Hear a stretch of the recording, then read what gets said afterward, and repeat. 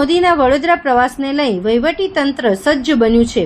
ત્યારે આજે ગદા સર્કલથી ગોલ્ડન ચોકડી સુધીના માર્ગ પર વન વર્ડ વન રોડ સંદર્ભે મેગા સ્વચ્છતા અભિયાન હાથ ધરવામાં આવ્યું હતું, જેમાં મ્યુનિસિપલ કમિશનર સહિત પાલિકાના તમામ અધિકારીઓ જોડાયા હતા।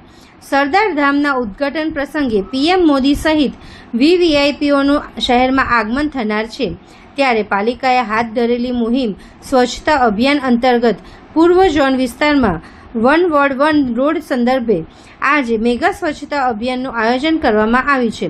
ગદા સર્કલથી લઈ ગોલ્ડન ચોકડી સુધી સફાઈ કરવામાં આવી હતી, જેમાં મ્યુનિસિપલ કમિશનર અરુણ મહેશ બાબુ અધિકારીઓ સાથે સ્કૂલના ફ્રન્ટ લાઇન વોરિયર્સ તેમજ સ્થાનિકો પણ જોડાયા હતા।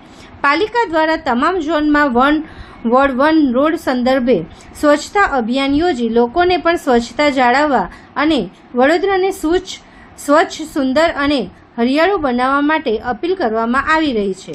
આજે સ્વચ્છતા અભિયાન અંતર્ગત અમે વન ડે વન રોડ અભિયાન અંતર્ગત જે કામગીરી કરવામાં આવ્યું એમાં લગભગ આપ જાણો છો કે 2 મહિનાથી સળંગ અમે અલગ અલગ જગ્યામાંથી અલગ અલગ રોડ્સમાં કામગીરી કરવામાં આવી રહ્યા છે।